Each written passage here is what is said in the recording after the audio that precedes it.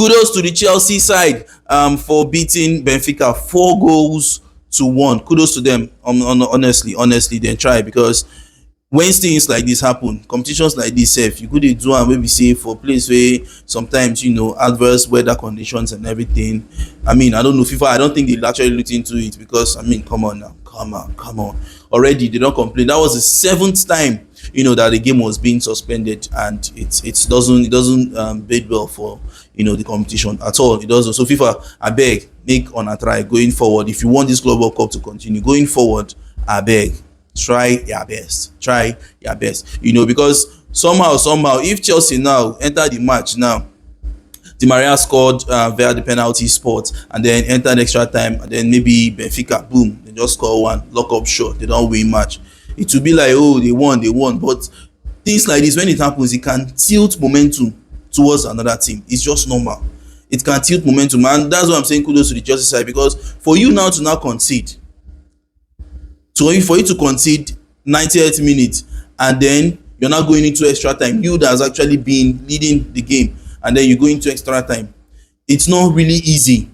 You understand? Mentally, they're really easy to just come out and say, okay, you need senior people, you need senior boys. Do you understand me? So, well, I feel like most times when things like this happen, most times when you see a team that's coming back in a competition where that it's knockout, when you see that team coming back, most of the time they end up winning. Look at the Real Madrid versus Atletico Madrid. Look at the Portugal versus Spain. Yeah, is it Portugal versus Spain? Immediately there's that comeback, there's always a shift. So kudos to the Chelsea side, to the boys, basically, for them to hold their own and say okay, and then they finish work.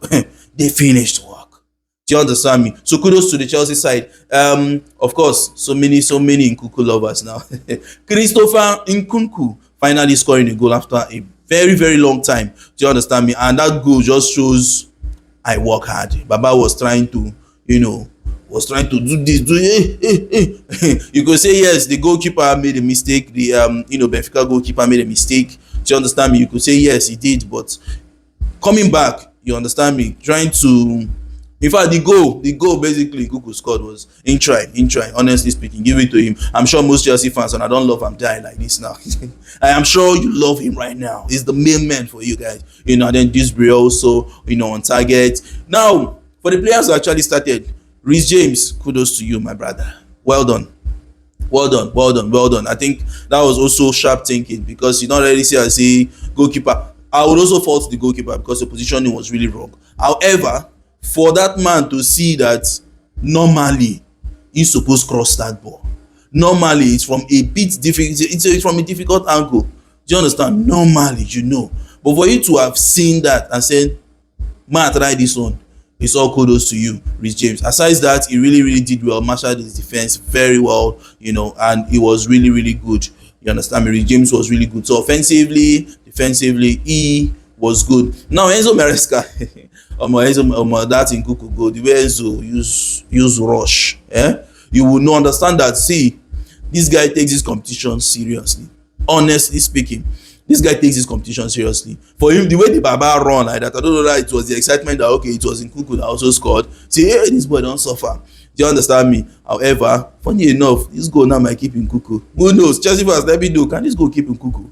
Let me know. And kudos. Pedro Neto. Boy, you were it today. Do you understand me? There was one time I complained that Pedro Neto he's always beat and patches, he's always giving you in patches, good form. Like the whole 90 minutes, you might see him sometimes, few times, and then you don't see him again, and then you see him, and then you don't see him again. That was basically what, Pedro Neto was all about. But I think this match, he did it very, very well.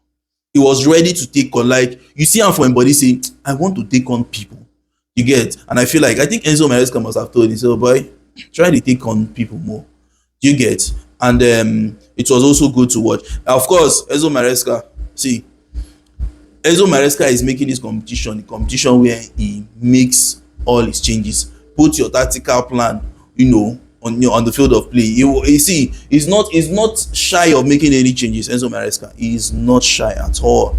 He's not shy of making one change. You see, one day on a day like this, you just see Sanchez play defense. It will shock you. But Enzo Maresca is not ashamed of making any changes whatsoever. Decided to put Kopama by the left. Do you understand? And then by the right you do have Pedro Neto, and of course Liam Delap. Now I want to say something. Chelsea. For Liam Delap, yeah.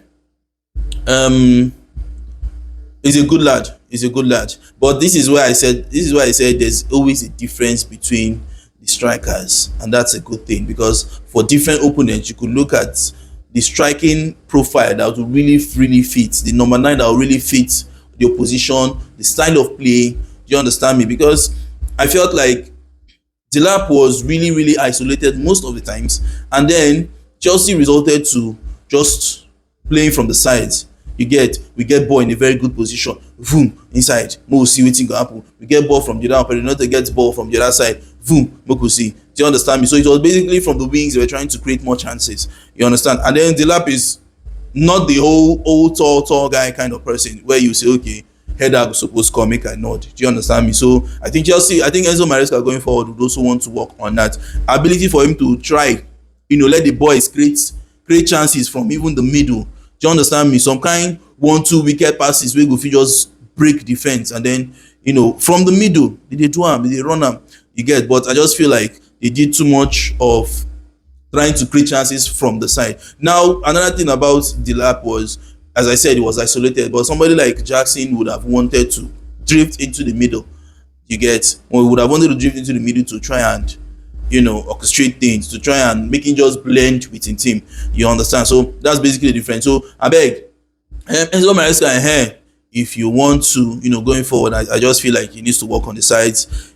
The crossing was just too much. Imagine, I think it was about 8 corners in how many, I think first and second half or so, 8 corners, and did nothing. So definitely they should be also working on set piece. However, kudos to the Benfica side too, because they did.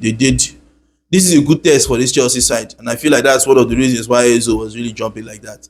This is a good test. Marc Cucurella, today they body you. I don't know, say Cucurella. See, you don't want to with all these left footers. You would think that they can't use their rights well, but even though it was a fantastic goal line clearance, from the Benfica man, I mean, Marc Cucurella was it today as well, attacking wise especially. Baba won't just prove himself. Do you understand? It was really good. It was phenomenal. It was really fantastic. Moises Caicedo, I know they talk about that one. Let's leave that one. I'm not talking about him anymore. Romeo Lavia as well also did a good job. Do you understand me? And Enzo Fernandez. I feel like Enzo Fernandez had I don't know if he was asked to just stick to being in that role where he was playing, basically. I don't know if he was asked to, because we know Enzo Fernandez, he go want just bump forward, try to do something. So I don't know if he was trying to be the chief orchestrator, be the chief creator rather, and try to always provide for Liam Delap. Why him? He just sticks to being where he was. I think Maresca actually played him as a number 10 or something. Do you get me? That boy, they think, Maresca, they do things. Maresca, they do things. Some persons were claiming, some Chelsea fans were already saying, oh, boy, we think Badashi did. But I feel like Badashi did well. You understand me? But he get luck. He sit down in final. That's the one that he actually signaled for them to take him out. Like, see that boy go. Score go. In for Yara. Anyways, let me know your thoughts in the comment section. And who's your man of the match? Caicedo, people did. But let me know your thoughts in the comment section.